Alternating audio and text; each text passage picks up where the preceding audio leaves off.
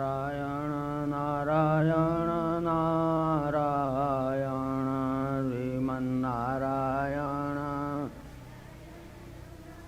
રાયણ શ્રીમન્નારાયણ નારાયણ નારાયણ શ્રીમન્નારાયણ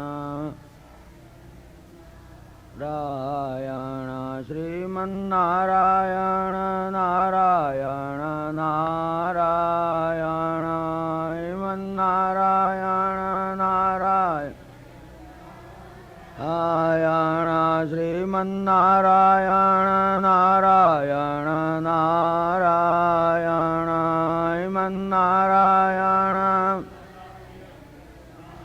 રાયણ સૂર્ય નારાયણ નારાયણ નારાયણ નારાયણ રાયણ સૂર્ય નારાયણ નારાયણ નારાયણ નારાયણ રાયણ સૂર્ય નારાયણ નારાયણ નારાયણ નારાયણ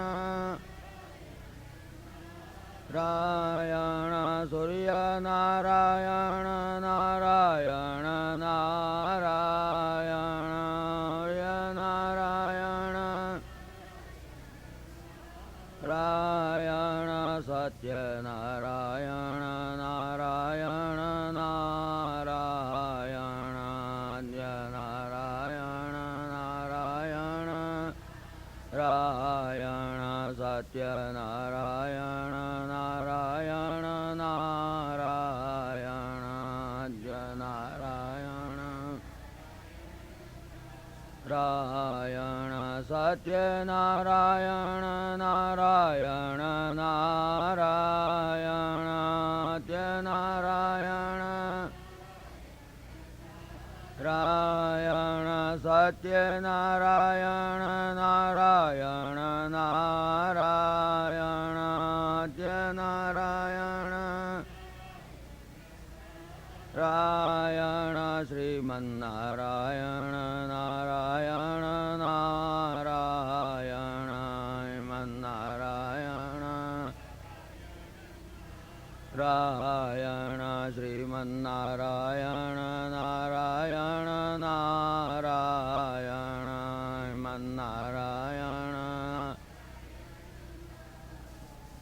શ્રીમન્નારાયણ શ્રીમન્નારાયણ નારાયણ નારાયણ શ્રીમન્નારાયણ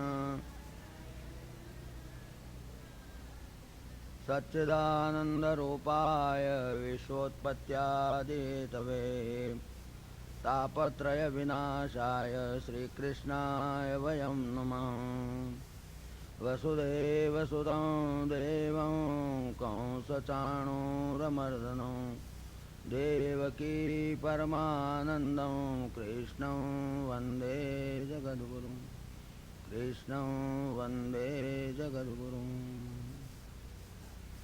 જો પરમાત્માની કૃપાથી આજે 7 દિવસ માટે મારે અહીંયા આગળ ભગવાનના ગુણ ગાવાનો મને એક લાભ મળી ગયો. ગઈ વખતે આવ્યો તો પણ 1.5 કલાકમાં જતા રહેવાનું થયું. આ 7 દિવસની અંદર આપણે એક સબ્જેક્ટ લીધો છે, આખો સળંગ સબ્જેક્ટ. થિયરી ઓફ કર્મ અને વેદાંત વિચાર બંને સળંગ સબ્જેક્ટ છે આમ તો. અને 2 સબ્જેક્ટની અંદર આખી ગીતા કવર થઈ જાય છે. આખી ગીતા કવર થાય છે. એટલે એ 2 સબ્જેક્ટ પૂરા તમે સમજી લો તો તમને આખી ગીતા ઇન સિનોપ્સિસ તમને મળી જાય. આખી ગીતા સાદી અને સરળ ભાષામાં, કારણ કે ગીતા જરા સમજવી અઘરી પડે છે. ખરું પૂછાવો તો Gita is most read and least understood. વધારેમાં વધારે ગીતા જ વંચાય છે, ઓછામાં ઓછી ગીતા જ સમજાય છે. એને બિલકુલ સરળ ભાષામાં આપણે નાનું બાળક સમજી શકે એ ભાષાની અંદર આપણે ગીતાને સમજી લેવી છે. એક કર્મ માર્ગ છે, એક જ્ઞાન માર્ગ છે. થિયરી ઓફ કર્મ એટલે કર્મ માર્ગની વાત કરે છે. આને એક જ્ઞાન માર્ગ છે. 2 જ માર્ગ છે. પરમાત્માની પ્રાપ્તિના 2 જ માર્ગ છે. ભગવાને ગીતામાં એની ચોખવટ પણ કરી દીધી છે. લોકેસ્મિન દ્વિવિધા નિષ્ઠા પુરા પ્રોક્તા મયાનક જ્ઞાન યોગેન સંખ્યા નામ કર્મ યોગેન યોગિના. બસ કાં તો જ્ઞાન માર્ગ ઉપર જાઓ કાં તો કર્મ માર્ગ ઉપર જોકે ઘણાને એમ લાગે કે ત્રીજો એક માર્ગ છે વચમાં, ભક્તિ માર્ગ, કર્મ માર્ગ, જ્ઞાન માર્ગ ને ભક્તિ માર્ગ 3. પણ ભક્તિ તો બંનેની અંદર અનુસૂચ છે. કર્મ માર્ગમાં પણ ભક્તિ જોઈએ, જ્ઞાન માર્ગમાં પણ ભક્તિ જોઈએ. કર્મ માર્ગમાં જાય, કર્મયોગ કરે, પણ જો ભક્તિયોગ ના હોય તો એ કર્મયોગ પછી એ પોટલા જ ઉચકાવે, મજૂરી જ કરાવે, ગધા વેતરું જ કરાવે, આખી જિંદગી પાપના પોટલા જ ઉચકતો પડે. અને જ્ઞાન યોગમાં જાય પણ જો ભક્તિયોગ એમાં ના હોય તો એ જ્ઞાન યોગ શુષ્ક વેદાંતિ બનાવી દે માણસને. અહમ બ્રહ્માસ્મિ સર્વમ ખદોલમ બ્રહ્મ એમ એમ બોલ કર તો ગોડા જેવો લાગે. એટલે કર્મયોગમાં અને જ્ઞાન યોગમાં બંનેમાં ભક્તિયોગ તો અનુસૂચ છે જ, એટલે એ તો આવશે જ. પણ મુખ્ય માર્ગ ભગવાને 2 બતાવ્યા, કર્મ માર્ગ, જ્ઞાન માર્ગ. કાં તો કર્મ માર્ગ ઉપર જાઓ, તમારી હેસિયત હોય તો, તમારી હેસિયત હોય તો જ્ઞાન માર્ગ ઉપર જઈ શકો, પૂર્વની અનેક પુણ્ય ભેગી કરેલી હોય તો જ્ઞાન માર્ગ ઉપર સીધા જવાય. તો જ્ઞાન માર્ગ જરા કઠણ માર્ગ છે. આપણે માટે, કોમન માણસો માટે કર્મ માર્ગ શ્રેષ્ઠ માર્ગ છે, સીધો માર્ગ છે. અને એમાં ભક્તિ આવી જાય છે. કેવી રીતે આવે છે આપણે એક્ઝામિન કરીશું. We shall C all this things. ભક્તિ છે ને એ પૂંછડી છે. પક્ષીને ઉડવો તો 2 પાંખ જોઈએ, એક 2 પાંખથી ઉડાય. એક જ્ઞાન માર્ગ, એક જ્ઞાન યોગ, એક કર્મ યોગ, 2. પણ ભક્તિ યોગ છે ને પૂંછડી છે. એ પૂંછડી એમને ધારા નિશાન ઉપર લઈ જાય. પક્ષીને પૂંછડી ના હોય ને તો કપાઈ જાય ને પૂંછડી, તો આમ આમ આમ આમ સીધું જાય નહીં, ધારા નિશાન ઉપર ના જઈ શકે. માટે ભક્તિ એ માણસને ધારા નિશાન ઉપર લઈ જાય, ભગવાનની પ્રાપ્તિ કરાવી દે. પણ મુખ્ય જાણવાના માર્ગ જ્ઞાન માર્ગ અને કર્મ માર્ગ. એટલા માટે આપણે કર્મનો સિદ્ધાંત અને વેદાંત વિચાર એ 2 વિષયને સળંગ રીતે આપણે 7 દિવસમાં લેવાના છીએ. કર્મ માર્ગનો સિદ્ધાંત તો આપણે 1 by 1, સેક્શન બાય સેક્શન, એ આખો કાયદો છે, એને આપણે ભણીશું. કોઈ પણ એડમિનિસ્ટ્રેશન ચલાવવું હોય, કોઈ પણ વહીવટ કરવો હોય તો કાયદા સિવાય ના ચાલે. કાયદો જોઈએ. દરેક વસ્તુના કાયદા હોય છે. નાનામાં નાનું યુનિટ હોય ભલે ને, પછી એક કાઉન્ટી હોય તમારે, કે અમારે ત્યાં આગળ જેને ગ્રામ પંચાયત કહે છે, કે તાલુકા પંચાયત કહે છે, કે જિલ્લા પંચાયત કહે છે, ગમે તે નાનામાં નાનું યુનિટ હોય તો પણ એમાં કાયદા હોય. ગ્રામ પંચાયત ચલાવે તો કાયદો જોઈએ, જિલ્લા પંચાયત ચલાવે તો કાયદો જોઈએ. રેવન્યુ ખાતાના કાયદા હોય, land revenue code, land revenue rules વગેરે કાયદા હોય. પોલીસ ખાતાના કાયદા હોય, પોલીસ મેન્યુઅલ વગેરે બધા કાયદા હોય. પીડબ્લ્યુડી ખાતાના કાયદા હોય, ભાઈ આ પ્રમાણે પબ્લિક ડિપાર્ટમેન્ટમાં આ પ્રમાણે કામ થાય. રેલવે ખાતાના કાયદા હોય, બહુ મોટા જબરજસ્ત કાયદા. તમે જુઓ કે ભાઈ લાલ બત્તી થાય એટલે ગાડી ઊભી રાખવાની, પ્લેટફોર્મમાં નહીં લાવવાની. લીલી બત્તી થાય એટલે લાવવાની. આ કાયદો. અને કાયદાનો ભંગ કરે તો એક્સિડન્ટ જ થાય, બીજું કંઈ થાય નહીં. દરેક ડિપાર્ટમેન્ટના કાયદા હોય છે. સિવિલ કોર્ટના કાયદા હોય, civil procedure code, criminal procedure code, એવિએશનના પણ કાયદા, નેવીના પણ કાયદા, બધા જ કાયદા હોય. બધું જેટલું એડમિનિસ્ટ્રેશન ચાલે એ બધામાં કાયદો જોઈએ. કાયદા સિવાય ચાલે નહીં, નિયમ પ્રમાણે જ ચાલવું જોઈએ બધું. તો જ્યારે નાનામાં નાનું યુનિટ પણ, અગર તો મોટામાં મોટું ઇવન અમેરિકાની ગવર્મેન્ટ ચલાવવી હોય કે ઇન્ડિયાની ગવર્મેન્ટ ચલાવવી હોય તો કાયદા જોઈએ, પાર્લામેન્ટના કાયદા જોઈએ, બધા કાયદા જોઈએ. તો જ્યારે આટલામાં પણ કાયદાની જરૂર પડે છે, તો આ અનંત કોટી બ્રહ્માંડનો વહીવટ ચાલતો હોય છે, એને માટે કોઈ કાયદો નહીં હોય? ક્યાંક કાયદો તો હોવો જોઈએ ને. કાયદા વગર કેવી રીતે ચાલે? કાયદો તો જાણી જ લેવો જોઈએ. જો કાયદો ના જાણીએ તો ક્યાંક ભટકાઈ જઈએ. હું ઇન્ડિયાથી આવ્યો તો મારે કાયદો જાણી લેવો જોઈએ કે ભાઈ આગલી સીટમાં બેહો બસ કારમાં તો તમારે પટ્ટો બાંધવાનો. પછી હું અહીંયા આગળ આવીને પટ્ટો ના બાંધું ને પોલીસ પકડે, તમે કેમ પટ્ટો ના બાંધો, લાવો $50 દંડ. હું કહું ભાઈ હું તો ઇન્ડિયાથી આવ્યો છું, કાયદો જાણતો નહોતો. તો કહે છે કે તમે ignorance of law is no excuse. તમે કાયદો ના તો જાણતા તો ભલે તમારે જાણજો, જેની પાસે જાણવું એની પાસે જાઓ, કોઈક વકીલ પાસે, ગમે તેની પાસે. પણ તમારે એકવાર $50 આપી દેવા પડે, પછી તમે ભણજો કાયદો, જ્યાં જઈને ભણવું આવે. અરે ભાઈ પણ અમે ન્યુયોર્ક ઉતર્યા તાર અમને બતાવો તો ને કાયદો, કે અમે કોઈ નવરા નથી કે તમારા આગળ વકીલો ઊભા રાખીએ, તમે ઉતરો તરત બતાવીએ કાયદો. તમારે જાણવું જોઈએ. You are suppose to know the law of the land wherever you go. કાયદો નથી જાણતો એ દલીલ ચાલે નહીં. તો આ દુનિયામાં રહેવું છે તો દુનિયાનો કાયદો જાણવો જોઈએ. પછી કાયદો ના જાણે ને પછી ભટકાય તો એને ભટકાવવું પડે. કાયદો જાણી લેવો જોઈએ. અહીંથી અમેરિકાથી કોઈ માણસ જાય ઇન્ડિયામાં અને પછી વગર લાયસન્સે બંદૂક લઈને ફરતો હોય તો તરત પોલીસ વાર પકડે. કેમ ભાઈ લાયસન્સ વગર ફરો છો? કે અમારા અમેરિકામાં તો લાયસન્સ વગર બંદૂક લઈને ફરાય છે. ભાઈ તમારા અમેરિકામાં, પણ હું તો અમેરિકાથી હમણાં જ આવ્યો, મને કાયદાની ખબર નથી. કાયદાની ખબર નથી, કંઈ વાંધો નહીં, આ બંદૂક અહીં મૂકી દો અને જેલમાં જાઓ સીધા બારોબાર, અહીં આગળ ના ચાલે. પણ અમને ઇન્ડિયાના કાયદાની ખબર નથી કે નથી ખબર એ અમે ના જાણીએ. That is your lookout. It is your responsibility to know what is the law. If you don't know the law, you are responsible for it. You must be prepared for the consequences. પણ તમે પછી કહો કે ignorance, નહીં, ignorance of law is no excuse. હું નહોતો જાણતો એ દલીલ જ ના ચાલે. તો જ્યારે કોઈ પણ દેશમાં તમે જતા હો, કોઈ પણ દેશમાં રહેતા હો, તો અગાઉથી તમારે જાણી લેવું જોઈએ કે ભાઈ આના શું નિયમો છે, શું નીતિ નિયમો છે, જાણી લેવું જોઈએ. ભાઈ ઇન્ડિયામાં છે તો ડાબી બાજુ જ મોટર હાંકે છે, અહીંયા આગળ બધા જમણી બાજુ જ હાંકે છે. હવે હું જમણી બાજુ હાંકવાને બદલે ડાબી બાજુ હાંકું તો ભટકવું ને કોઈક જગ્યાએ, પછી એક્સિડન્ટ થાય તો મારે દશા બેસી જાય. એટલે કાયદો જાણવો જ જોઈએ. તો જ્યારે અમેરિકા જાઓ, ઇન્ડિયા જાઓ, અગર તો કોઈ દેશમાં જાઓ તે દેશનો કાયદો જાણવો જોઈએ. તો આ દુનિયામાં તમે જીવો છો, આ દુનિયામાં તમે જન્મ્યા છો, આ દુનિયામાં તમારું મરણ છે, તો એના કાયદા તમે નહીં જાણો. કાયદા નહીં જાણો તો ભટકાશો ક્યાંક. તો કે કાયદો ક્યાં છે? કોઈ કાયદો તમને કોઈ બતાવવા નહીં આવે. કાયદા લખેલા છે, કાયદા છે. ગીતામાં કાયદો લખેલો છે, ભાગવતમાં લખેલો છે, ઉપનિષદોમાં લખેલો છે, રામાયણમાં લખેલો છે. અને કાયદા પ્રમાણે જે ચાલ્યા છે એને ફાયદો થયો છે એવું લખેલું છે. કાયદા પ્રમાણે નથી ચાલ્યા અને નુકસાન થયું એવું પણ લખેલું છે. હવે તમે વાંચી જાઓ તમારી નવરાશે. અગર તો કોઈને પૂછો, સાધુ સંતો મહાત્માઓ છે, શાસ્ત્રો છે, એ બધા they are open for you. You can read them, you can hear them and come to know. અને એ નિયમ પ્રમાણે તમે ચાલો તો તમે you are successful in life, otherwise you are in ડેન્જરમાં આવી જાઓ. એટલા માટે આ કાયદો જાણવાની જરૂર છે. અનંત કોટી બ્રહ્માંડ આખા ચલાવતો હશે, એ કેટલો કાયદો હશે, કેવો હશે કે સૂર્યનારાયણને 6:25 મિનિટ ઉગવાનું, એટલે 6:25 મિનિટ સૂર્યનારાયણ ઉગવું જ પડે. પછી એવું રિપોર્ટ કરે કે મારું માથું ચડીશું ને અડધો કલાક મોડો આવીશ, કે ના ચાલે, ચાલે નહીં. એટલો કડક કાયદો, બિલકુલ ચાલે નહીં. અગર તો સૂર્યનારાયણ એવી અરજી કરે કે આજે મારે વેવી વેવાણે આવવાના છે તો મને 1 કલાક વહેલો ઘેર જવા દો, તો કે ના ચાલે. લો ઇઝ લો. એટલો કડક કાયદો છે કે સૂર્યનારાયણને પણ એમાંથી બાકાત નહીં. આખો બ્રહ્માંડને બધાને કાયદો લાગુ થાય એવો કાયદો. સૂર્યનારાયણ પણ એવી કાન્ટ એસ્કેપ. એ પણ એમ ના કહી શકે કે ભાઈ મને જરા આટલી તકલીફ છે ને જરા મને 1 મહિનાની કેઝ્યુઅલ રજા આપો. નો લીવ એટ ઓલ. હા, વીકેન્ડે નહીં ને કશું જ નહીં, રજા નહીં મળે, 1 દાડાની રજા નહીં. No leave, no half pay leave, no full pay leave, no maternity leave, nothing of the sort. બસ તમારે કાયદા પ્રમાણે ચાલવાનું છે. નિયમ કેટલો કડક કાયદો છે. તમે વિચાર કરો, રેલવે ખાતાએ આટલા કડક કાયદા કર્યા છે, છતાં પણ ભટકાય છે ગાડીઓ. આટલા કડક કાયદા છે એરોપ્લેનના, તોય પણ એરોપ્લેન ભટકાય છે. જ્યારે કોઈ દાડો સૂર્ય, ચંદ્ર, તારા, નક્ષત્રો, ગ્રહો જોયું કે ભટકાયા નથી. કેટલો કડક કાયદો છે, વિચાર કરો. તો એ કાયદો કયો છે આપણે જાણવું છે. કાયદો કેટલો કડક છે જોવું. તો કાયદો આટલો કડક છે તો કાયદાનો બનાવનારો કેટલો કડક હશે? કાયદાનો બનાવનારો કડક હશે. આપણે ભલે ને કૃપાળુ છો, દયાળુ છો, ના, બિલકુલ ખોટી વાત છે. પરમાત્મા કહે છે હું કૃપાળુ છું જ નહીં. હું જેટલો કૃપાળુ છું એટલો કડક છું. જો કૃપા કરું તો જ કરું છું, પણ બાકી જો આડો અવળો ચાલ્યો તો મારે વગર જ છોડતો નથી એનો. હું કૃપાળુ પણ છું, હું દયાળુ પણ છું, અને સાથે સાથે હું કડક પણ એટલો જ છું. એટલે પરમાત્મા આગળ પછી તમે ફરિયાદ કરવા જાઓ તે ના ચાલે. તમારે કાયદો જાણો છો તો કાયદો તમે નથી જાણતા એ ચાલે નહીં. તો અનંત કોટી બ્રહ્માંડનો વહીવટ કરતો હશે એ કાયદો કેવો, કાયદો કેટલો કડક, એનો બનાવનારો કેટલો કડક, અને એને ઇમ્પ્લિમેન્ટેશન કરનારા અમલદારો કેટલા કડક છે. અમલદારોને જાણી લેવા જોઈએ તમારે. તમે જ્યારે રહેતા હો તો તમારે જાણવું જોઈએ ભાઈ ડ્રેગન કંઈ ઓછું જ બધું કામ કરે છે.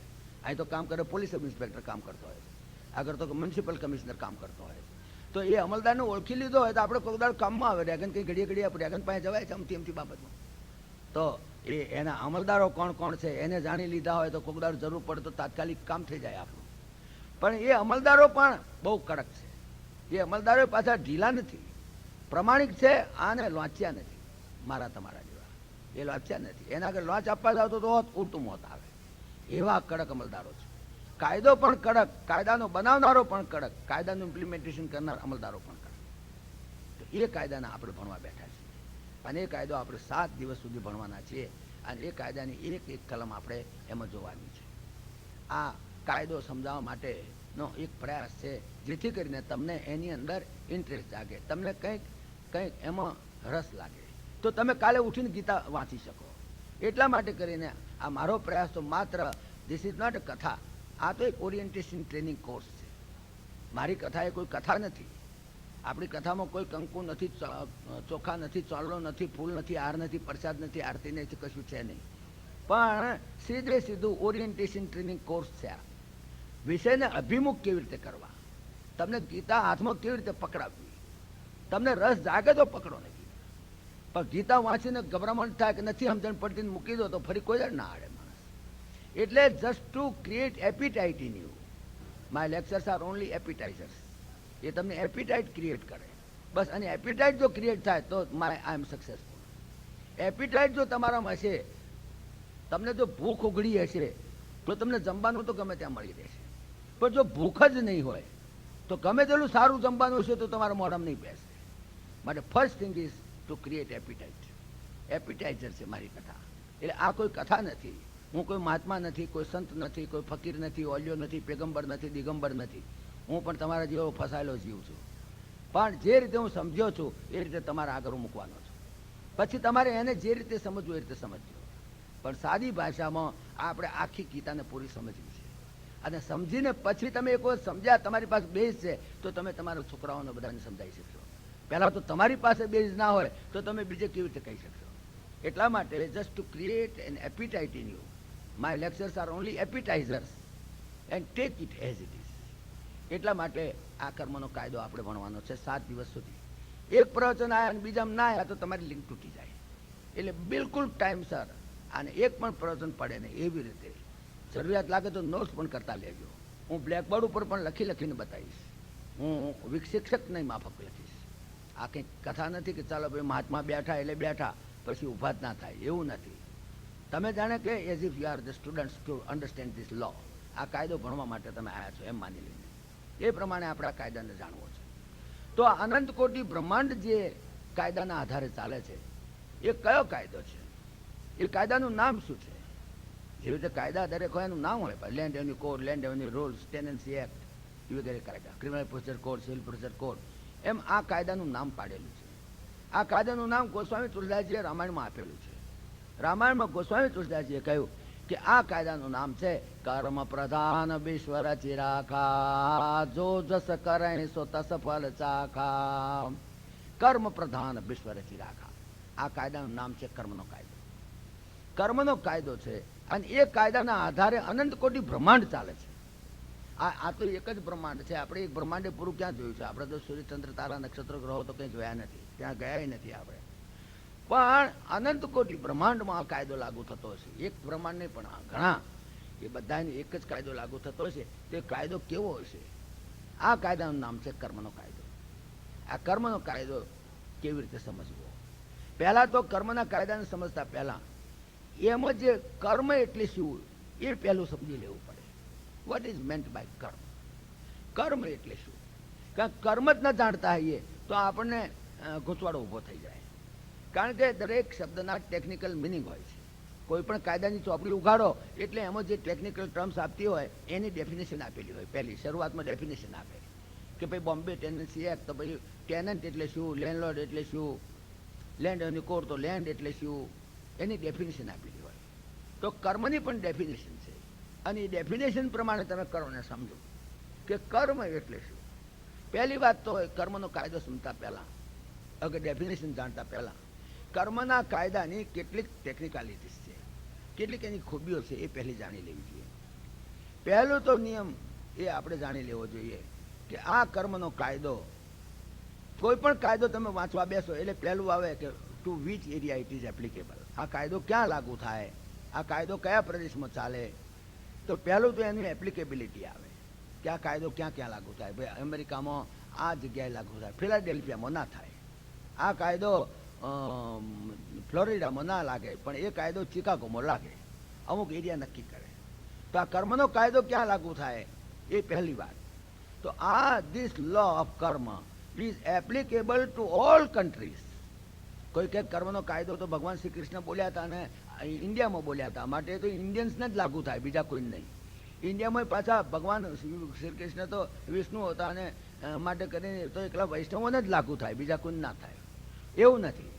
આ કર્મનો કાયદો ઇન્ડિયા એકલાને નથી લાગુ થતો, પણ England, America, Japan, Germany, wherever you go this law is applicable to all countries.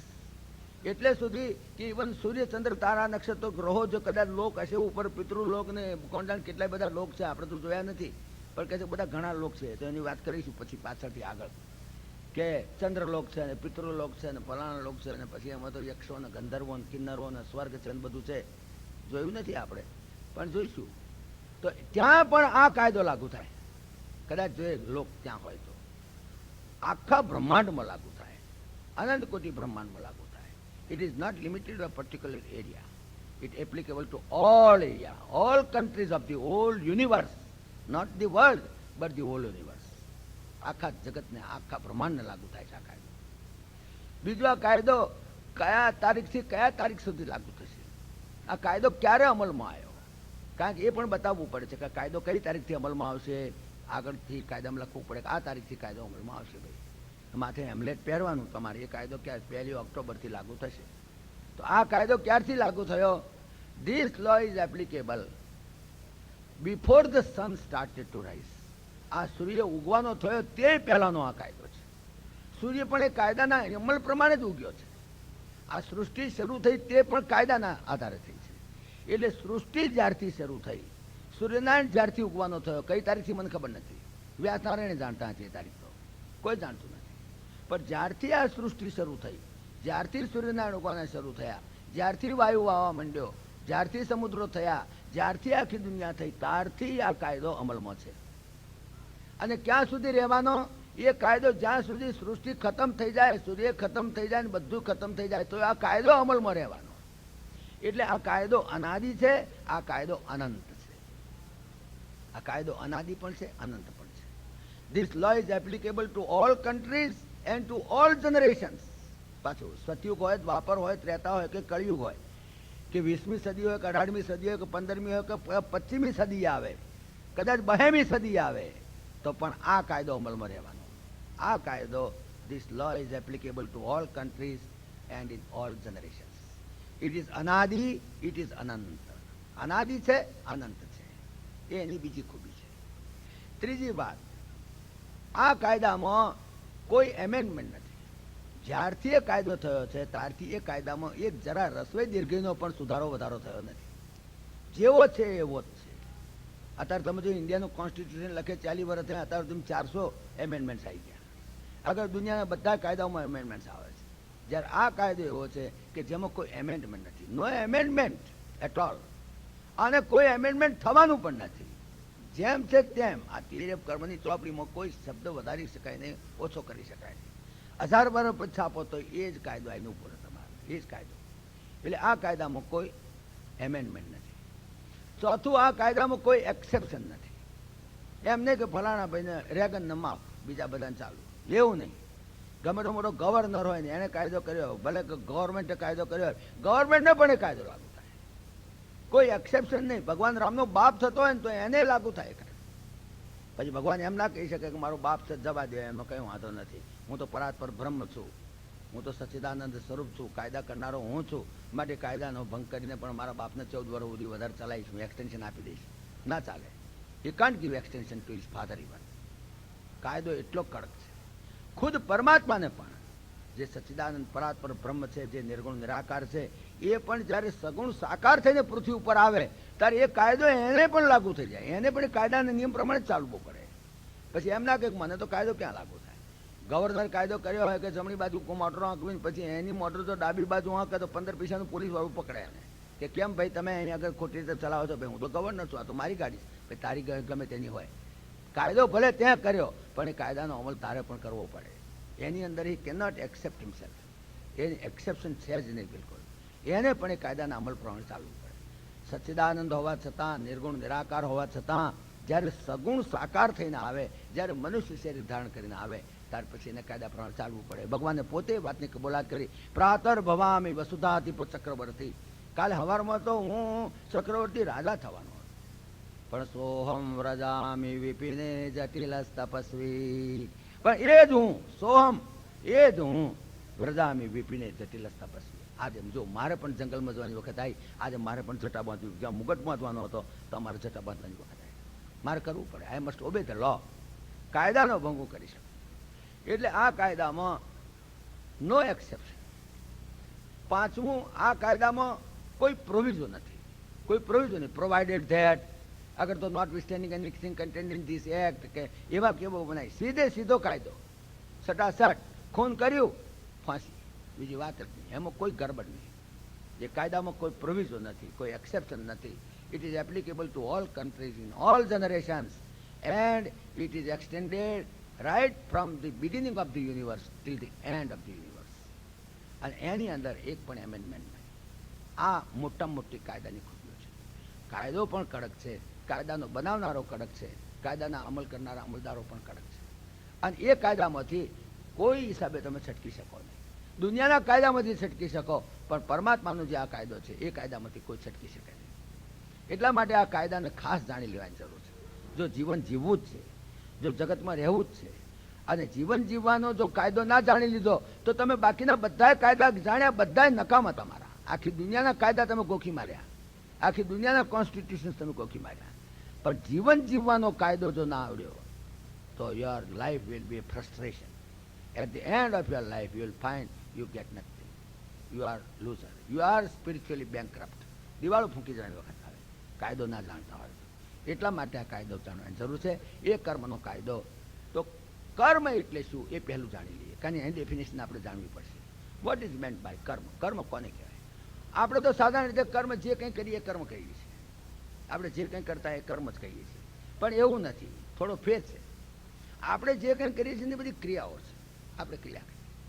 સવારમાં આપણે જાગવાની ક્રિયા કરી, પછી ઉઠ્યા, પછી બાથરૂમમાં ગયા, પછી તમે બ્રશ કર્યો, પછી તમે ચા પીધી, પછી તમે આમ તેમ કામે ગયા, પછી તમે નાહ્યા ધોયા, જમ્યા. આ જે બધી ક્રિયાઓ તમે કરો છો એ બધી ક્રિયાઓ કહેવાય છે, કર્મ નથી ગણાતું. ક્રિયાઓ બે પ્રકારની હોય છે. ક્રિયા બે પ્રકારની હોય છે. ક્રિયા શારીરિક, કેટલી શારીરિક.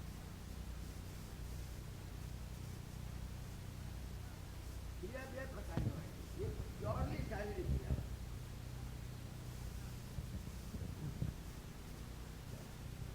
અને કેટલીક ક્રિયાઓ માત્ર માનસિક. શારીરિક અને માનસિક બે પ્રકારની ક્રિયા. શારીરિક ક્રિયાઓમાં પણ યસ રાઈટ. શારીરિક જે ક્રિયાઓ છે એના પાછા બે ભાગ છે. શારીરિકમાં એક છે ઐચ્છિક ક્રિયાઓ છે, ઐચ્છિક ક્રિયાઓ, અને કેટલીક ક્રિયાઓ તમારી અનૈચ્છિક છે.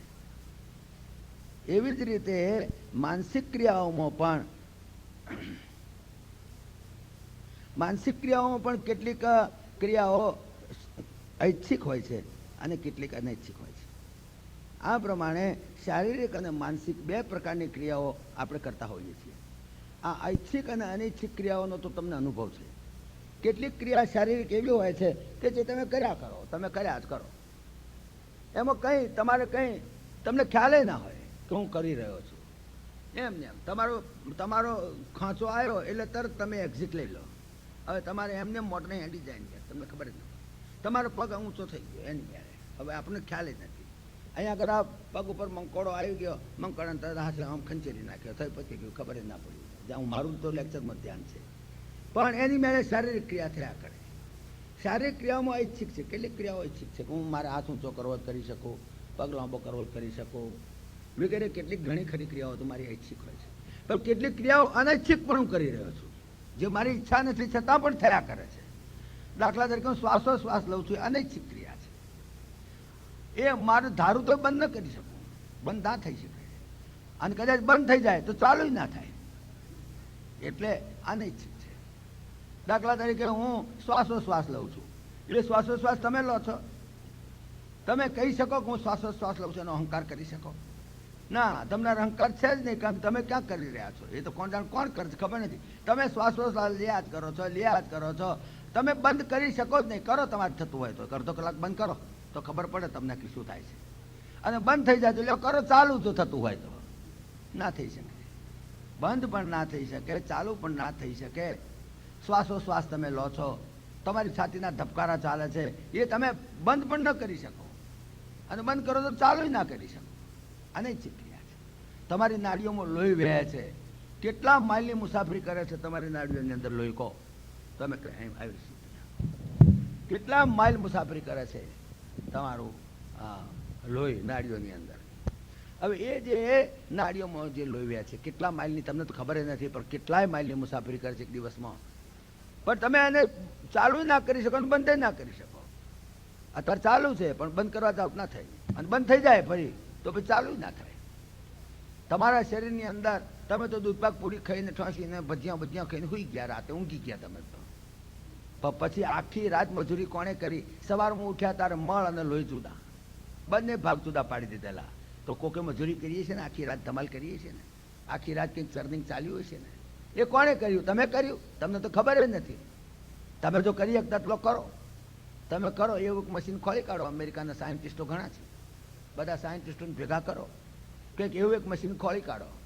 જેમ આપણે ઘઉં દળવાનું ને બાજરી દળવાનું મશીન ખોલી કાઢે ઘરઘંટી, કે ઘઉં નાખો એટલે ઘઉંનો લોટ અંદરથી આવે, બાજરી નાખો તો બાજરીનો લોટ અંદરથી આવે. એવી રીતે એક મશીન ખોલી કાઢો કે જેમાં દાળ ભાત રોટલા શાક નાખીએ તો એક બાજુ લોહી ને એક બાજુ મળ જુદા પડી જાય સવારમાં. એવું કરો જો થતું હોય તો. જો તમને મશીન જો આવડે, કોઈ સાયન્ટિસ્ટો જો કરે, તો આપણે ભગવાનને છોડીને એને જ પગે લાગવા માંડીએ કાલથી, કે ભાઈ હવે ભગવાન પડ્યો રહ્યો, તું જ અમારો ભગવાન. ચાલ, કે એક મશીન એવું બનાવો જેની અંદર દાળ ભાત રોટલા શાક ભજીયા તમારે જે પીઝા જે કંઈ નાખવું એ નાખો, અને પછી સવારમાં તમે ઉઠીને જુઓ તો એક ખોનામાંથી મળ અને એક ખોનામાંથી લોહી જુદા પડી જાય. તે લોહી પાછું એક જ કલરનું જોઈએ. પછી માણસ ગમે તે ખાય, બાજરીનો રોટલો ખાય કે દૂધ પાક ખાય, પણ લાલ કલરનું, ભેંસનું લાલ કલરનું, ગાયનું લાલ કલરનું, માછલી હોય તેનું લાલ કલરનું, અને મોકડ હોય તો મોકડનું લાલ કલરનું, બધાનું એક જ કલરનું પાછું લોહી આવવું જોઈએ. પછી ગરબડ ના ચાલે. ઘઉં નાખ્યા ને ઘઉંનો લોટ નીકળે ને બાજરી નાખો તો બાજરીનો લોટ નીકળે, એવું નહીં. બધું એક જ કલર.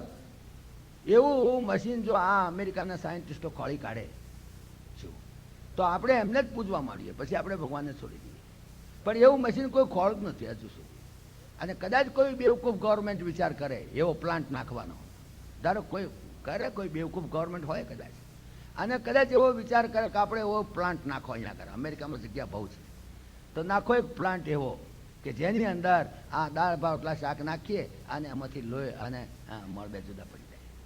કદાચ એવો પ્લાન્ટ નાખવાનો કોઈ બેવકૂફ ગવર્મેન્ટ વિચાર કરે, કદાચ માની લો કરે, ના કરે એમ નહીં. આ તો અત્યારે શું પોસિબિલિટી બધી જ છે, બેવકૂફી પણ પોસિબિલિટી છે. અને કદાચ કરે તો સ્ટેટિસ્ટિક્સ એક જણાએ કાઢ્યા હતા કે કદાચ એવું કરે તો કેવું કરવું પડે, કેટલો ખર્ચ થાય, એના સ્ટેટિસ્ટિક્સ કાઢ્યા. એણે લખ્યું હતું અંદર કે 1000 એકર જમીન લઈને એમાં પ્લાન્ટ નાખવો પડે. 1000 એકર જમીનમાં તમે પ્લાન્ટ નાખો અને એમાં 5000 મજૂર દરરોજ કામ કરે, તો 12 મહિના સુધી જે કામ કરે એટલું કામ તમારી ગોજરીની અંદર પરમાત્મા એક રાતમાં કરે છે. 1000 એકર જમીનમાં તમે પ્લાન્ટ નાખ્યો હોય એમાં રોજના 5000 મજૂરો કામ કરે અને 12 મહિના સુધી કામ કરે, ત્યારે એટલું કામ થઈ શકે જેટલું કામ તમારી ઓજરીની અંદર એક રાતમાં પરમાત્મા કરે છે. તો બધાની ઓજરીમાં તમે જોઈએ એ પ્રમાણે, પાછું ભેંસની ઓજરીમાં તે, ગાયની ઓજરીમાં તે, તો આવું કરી જ ન શકાય. એટલે પરમાત્માની તમે ખૂબી જુઓ કે એ કામ તમારું અનિશ્ચિત થયા જ થાય છે, થયા જ કરે છે, અને એ કામ પરમાત્મા જ કરે છે. એનો કાયદો કેટલો કડક છે તમે જુઓ. નિયમિત બધું ચાલે છે, કોઈ ગડબડ નહીં. રાત્રે સુઈ ગયા, સવારમાં ઉઠો, બસ તમારા શરીરની અંદર લોહી વહેતું થઈ ગયું. આ રાત્રે આખી રાત કોણે કામ કર્યું? કોઈ માણસ ઘણા પૂછે છે કે પરમાત્મા ક્યાં છે, અમને પરમાત્મા બતાવો. તમે કંઈ કરતા રાતે મજૂરી કોણ કરતું હતું? તું કરતો હતો તો હુઈ ગયો હતો, તો ઊંઘી ગયો, તને બોને નહોતું. તારી ઉપરથી હા પેડો જાય તો તને ખબર નથી, તને ઉચકીને કોઈક બહાર મિલ્યા હોય તો ખબર નથી, તારા લુગડાનું તને બોન નથી. તો તે વખતે આખી રાત જેણે મજૂરી કરી, શ્વાસોશ્વાસ ચલાયા, આખી રાત જેણે નાડીના ધબકારા ચલાયા, આખી રાત જેણે છાતીના ધબકારા ચલાયા, એ એનું નામ પરમાત્મા, એ જ પરમાત્મા. બીજો કોઈ પરમાત્મા ક્યાં છે? તારી પાસે જ છે, ક્યાં દૂર છે? તું ખોળી કાઢી અને જડશે તને જો અંતર્મુખ થઈશ તો, બાકી તો નહીં જડે. બાકી તો છે જ, એ જ કરે છે, બીજું કોઈ કરતું નથી. તમે તો અમદાવાદથી નીકળ્યા, મુંબઈ સુધી જવા માટે ગુજરાત મેલમાં બેઠા ને તમે તો ઊંઘી ગયા. બધા આખા ડબ્બામાં બધા ઊંઘી ગયા, પણ એક ઉદાણો બેઠો છે જે ફાડીઓ આંખે જોઈ રહ્યો છે આખી રાત, એન્જિનમાં બેઠો છે, ફાડીઓ આંખે આખી રાત જોઈ રહ્યો. એ જો ઝોકું ખાય, એ જો ઊંઘી જાય તો ભરૂચમાં નર્મદામાં જ આખી ગાડી નાખે એથી. પણ એક નથી, એ જાગતો રહે છે 24 કલાક. એવી રીતે તમે તો આખી રાત ઊંઘો છો, પણ તમે ઊંઘો છો તે દરમિયાનમાં ફાડી આંખે આખી રાત મહેનત કરે છે, મજૂરી કરે છે, અને તમને લોહી અને મળ જુદા પાડી આપે છે. આ બધી અનૈચ્છિક ક્રિયાઓ પણ ચાલે છે. શારીરિક ક્રિયાઓ ઐચ્છિક કેટલી હોય છે? પગ ઊંચો કરવા ઐચ્છિક ક્રિયા છે, હાથ ઊંચો કરવો મારી ઈચ્છા કરો, પણ એ ના કરી શકો. જો એ ના ધારે તો, એ ના ધારે તો અમનો હાથ રહી જાય, લખવો થઈ જાય, થઈ પતી ગયું, મોડું આંખું થઈ જાય. ભાઈ શું કરો તમે? કેવી રીતે બોલવાના હતા? લખવો થઈ જાય, કેડે ચહકાઈ જાય તો આમાં દુગડા જ રહો, પછી તમને હેડાય જ નહીં. એટલે તમારી ઈચ્છાથી તમે કાંઈ કરતા નથી. ખોટો અહંકાર માણસનો છે, હું જ બધું કરું છું. તમને એક મિનિટમાં તમને એક ઝાટકો આવ્યો પેરાલિસિસનો કે ખલાસ પડ્યા હેઠા, પછી તમે બેઠા ના થઈ શકો. 10 વર્ષ સુધી ખાટલામાં પડ્યા ગંદા, ઓ બાપા રે કરો, પછી તમે એ ભગવાન મારું પાન્યું ક્યારે કાઢશો ભગવાન કંઈક વાર જતા રહી હતું તું હજુ તો જોઈએ છે. કર્મનો કાયદો એકવાર લાગુ તો કર્યો તને, એ કાયદાનો અમલ જ્યારે પૂરો થશે ત્યારે તારો વિચાર કરીશું. અત્યારે તું બે રે કાટલામાં પડ્યો ગંધાતું તારી વાત. એટલે શારીરિક ક્રિયાઓ પણ ઐચ્છિક અને અનૈચ્છિક હોય છે. માજીને અહીંયા આગળ બેહાડજો, અહીંયા આગળ બેહાડો.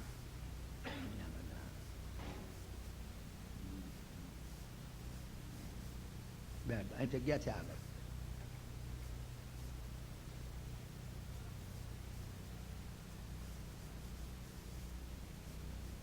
એવી રીતે જ માનસિક ક્રિયાઓ પણ કેટલીક ઐચ્છિક હોય છે, કેટલીક અનૈચ્છિક હોય છે. તમે મનમાં કંઈક વિચારો કરો, કોઈને ગાળો દેતા હો, કોઈનું ભલાની વાત ચિંતા વિચાર કરતા હો, અનેક જાતના વિચારો તમે તમારી ઈચ્છા મુજબ કરતા હો છો. પણ કેટલીક વખત માનસિક ક્રિયાઓ અનૈચ્છિક પણ હોય છે. દાખલા તરીકે રાત્રે તમને સ્વપ્ન આવ્યું, હવે સ્વપ્નમાં ભાગ પાછળ પડ્યો, ઓ બાપારે મરી ગયો. હવે આ તમારું પેદા કરેલું છે, તમારા જ મનના ઉટંગ પુટંગ છે, બીજું કંઈ નથી. અનૈચ્છિક તમારી ઈચ્છા ના હોય તો ભાગ પાછળ પડે. હવે વાઘ તો કંઈક તમે તો ઘરમાં સૂતા છો, બાયણા વાસીને સૂતા છો, વાઘ કંઈ અંદર બેઠો નથી, છતાં વાઘ પાછળ પડ્યો છે ને તમને એટલી બધી ગભરામણ થઈ જાય, એટલી બધી ચિંતા થઈ જાય, કેટલી વખત તમને એટલી બધી ગભરામણ થાય કે તમને ફિઝિકલી તમને પથારીમાં પેશાબ બી થઈ જાય. બોલો, એની શરીર પર પણ એટલી અસર. તો અનૈચ્છિક ક્રિયાઓ પણ કેટલીક માનસિક થાય છે. એટલે એ જે શારીરિક ક્રિયાઓ ઐચ્છિક અને અનૈચ્છિક, એવી રીતે માનસિક ક્રિયાઓ ઐચ્છિક અને અનૈચ્છિક, એ ક્રિયાઓ ગણાય છે, માત્ર ક્રિયાઓ ગણાય છે. પણ કેટલાક ક્રિયાઓ એવી હોય છે કે જેની અંદર ઐચ્છિક વત્તા અનૈચ્છિક બંને ક્રિયાઓ સાથે થાય છે. ઐચ્છિક અને અનૈચ્છિક બંને, શારીરિક વત્તા માનસિક, શારીરિક વત્તા માનસિક, એ બંને ક્રિયાઓ જ્યારે થાય ત્યારે એને કર્મ કહેવાય. ધેટ ઇઝ કોલ્ડ કર્મ. જ્યારે મનનો લગાવ થાય, જ્યારે મન, when with the cooperation of the mind, when the body acts upon, when with the cooperation of the mind, when the kriya is translated into physical action, then it becomes karma. મનના ગમા અણગમા, મનના રાગ દ્વેષ, મનના likes dislikes, અને એનાથી propelled by these likes and dislikes of the mind, when that is translated into physical action, then it becomes karma. And that karma is binding. આ કર્મ બાંધી, આ કર્મ જ બાંધી. That comes in your way. બાકી તો શારીરિક ને માનસિક ક્રિયાઓ તો એ ક્રિયાઓ થઈને રહે છે, બસ એથી વિશેષ કંઈ થતું નથી. નાનપણ કોઈ છોકરો આપ તમે ચાલતા હો ને કંઈ જીવજંતુ મરી જાય તમારા પગ તળે, એમાં તમારો કોઈ મનનો કોઈ રાગ દ્વેષ નથી, તમારા મનના કોઈ પ્રક્ષેપો નથી, તમારા મનની કોઈ લાગણી નથી, તમારા મનના કોઈ લાઇક્સ ડિસલાઇક્સ નથી. પણ વિધાઉટ ઇવન નોટિસ, જાણ્યા કંઈ સમજ્યા વગર કેટલી વખત કેટલાક કર્મ થઈ જાય. તો એ કર્મ ક્રિયા માત્ર રહે છે, એ ક્રિયા જ ફક્ત રહે છે. બાકી તમે મનમાં ગમે તેટલા વિચારો કરો, પણ so long as it is not translate to physical action, it does not become કર્મ, it is not an offence also. કોઈ માણસ એમ વિચાર કરતો હોય કે આ માણસનું મારે ખૂન કરવું છે, અરે ભાઈ તમે જેમ ફરિયાદ કરો કે ભાઈ પેલો માણસ એવો વિચાર કરતો હતો કે પરમ દિવસે મારો ખૂન કરવાનો છે, માટે એને ફાંસી ચડાવી દો, તો મેં કે ના, ઇટ ઇઝ નોટ પોસિબલ. જ્યાં સુધી એ ખૂન કરે નહીં ત્યાં સુધી એને ફાંસી ચડાવાય નહીં, unless it is translated into physical action. Intention to commit an offence is not an offence. Only intention, માત્ર તમારો ઇન્ટેન્શન છે, માનસિક વિચાર છે. પછી ખબર પડે કે માનસિક વિચાર ક્યારે બદલાઈ જાય 1 મિનિટમાં, તો પછી એને સજા કેવી રીતે થાય. એટલે intention to commit an offence is not an offence under the criminal procedure code.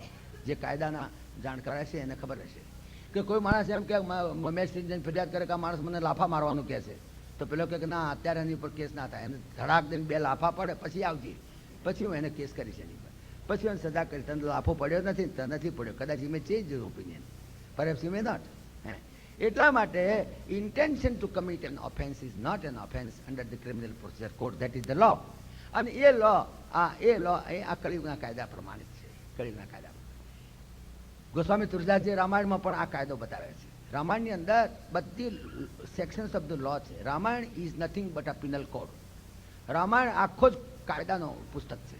એની અંદર બધી સેક્શનો આવે છે, એની અંદર બધા નિયમો આવે છે, અને કાયદા પ્રમાણે જ રામાયણના કાયદા પ્રમાણે જગત ચાલે છે. ગોસ્વામી તુલસીદાસજીએ પણ રામાયણમાં એક જગ્યાએ લખ્યું છે, કલિયુગ કરયઃ પુનિત પ્રતાપા, માનસ પુણ્ય હોય નહીં પાપા. એ કળિયુગનો પ્રભાવ. હા, બીજો કોઈ નહીં. સતયુગ દ્વાપર ત્રેતામાં આ કન્સેશન નથી, પણ કળિયુગમાં એક એટલું કન્સેશન આપ્યું છે કે કળિયુગની અંદર તમે કદાચ માનસિક પાપ કરો તો એ પાપ તમને લાગે નહીં, પણ પછી વારંવાર એનું એ પાપ કરો. તમે એક વખત ધારો કે ખોટો વિચાર આવી ગયો, કોઈ વ્યભિચારનો વિચાર આવી ગયો, પણ તાત્કાલિક તમે પ્રાયશ્ચિત કરો, ભગવાન પાસે બેસી જાઓ, રડી પડો, માફી માગો અને કહો કે ભગવાન મારી ભૂલ થઈ ગઈ, હવે ફરી કોઈ દાડું નહીં કરું, તો તમને તેટલો વખત જતા કરી દેશે. એટલો કળિયુગમાં કન્સેશન છે. બાકી બીજી કોઈ જગ્યાએ સતયુગ દ્વાપર ત્રેતામાં તો એ કન્સેશન પણ નથી. પણ કલિયુગ કર્યા પુનિત પ્રતાપા, માનસ પુણ્ય હોય નહીં પાપા. માનસિક પુણ્ય કરો તો થાય, પણ માનસિક પાપ નહીં, એ ગણાય નહીં. પણ પછી માણસ એમ વિચાર કરે કે તો છૂટ મળી ગઈ આપણને, તો મનમાં ખોટા વ્યભિચારના ગમે તે વિચાર કરો. પણ એ જો વિચાર કરતો ને કરતો રહે, જો માફી ના માગે પરમાત્માની, તો એ ડે વિલ કમ. એક દિવસ એવો આવે કે એ માનસિક વિચારો એટલા જોરદાર બની જાય કે that will be translated to physical action. And when it is translated to physical action, he will be severely punished. પછી એની સિવિયર પનિશમેન્ટ થાય.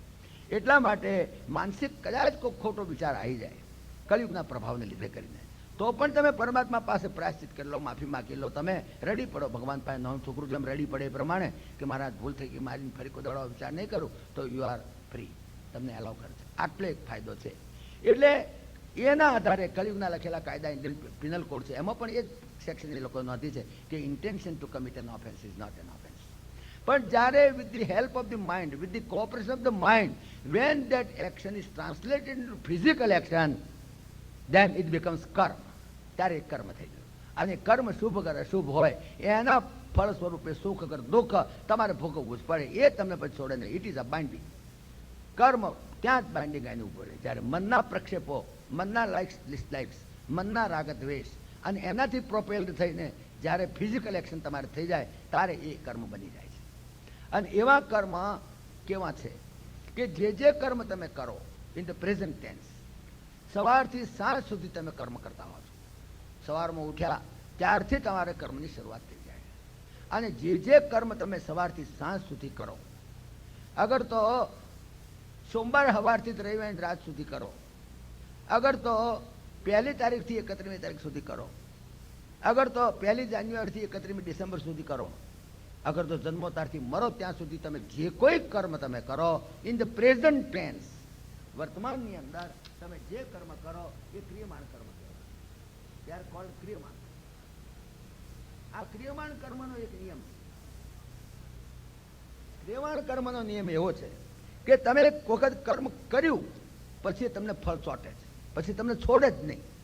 કર્મ કરતા પહેલા you are free, you are at liberty to do whatever you like. મનુષ્યમાં બીજી કોઈ યોનિમાં નથી એ છૂટ, બીજી કોઈ યોનિમાં એ સ્વતંત્રતા નથી. બીજી બધી યોનિઓની અંદર તો કર્મ they are guided by the nature itself. They by intuition of nature that all beasts and birds they are doing karma. એ જે કર્મ કરે છે એની અંદર તો nature is controlling. Their nature is controlling the animals. While you are the controller of nature. તમે નેચરના કોન્ટ્રોલર છો. એટલે તમને એટલી સ્વતંત્રતા આપી છે કે તમારે જે કર્મ કરવું એ કરો. કર્મ કરવાની છૂટ. તમારે સજ્જન થવું તો સજ્જન થાવ, તમારે દુર્જન થવું તો દુર્જન થાવ, તમારે ઈમાનદાર થવું તો ઈમાનદાર થાવ, તમારે બેઈમાની કરવી તો બેઈમાની કરવાની છૂટ. તમારે જે કરવું એ કરો, પણ it the condition that you must be prepared for the consequences. પછી એનું જે ફળ આવે એ તમને છોડે નહીં. કોઈ પણ કર્મ એવું નથી કે જે તમને ફળ આપે આગળ છોડે. તમારે ફળ ના જોઈતું હોય તોય, ફળ ના જોઈતું હોય તો પણ તમને ફળ આપે જ. તમને ફળ આપ્યા સિવાય છોડે નહીં. ક્રિયમાણ કર્મનો એક આ નિયમ કે કોઈ પણ તમે કર્મ કરો, કર્મ કરવામાં સ્વતંત્ર, પણ પછી ફળ ભોગવવામાં તમે સ્વતંત્ર થઈ જાય. કર્મ કરવામાં તમને પૂરેપૂરી છોડ. અરે તમારે આપઘાત કરો તો કરી શકો.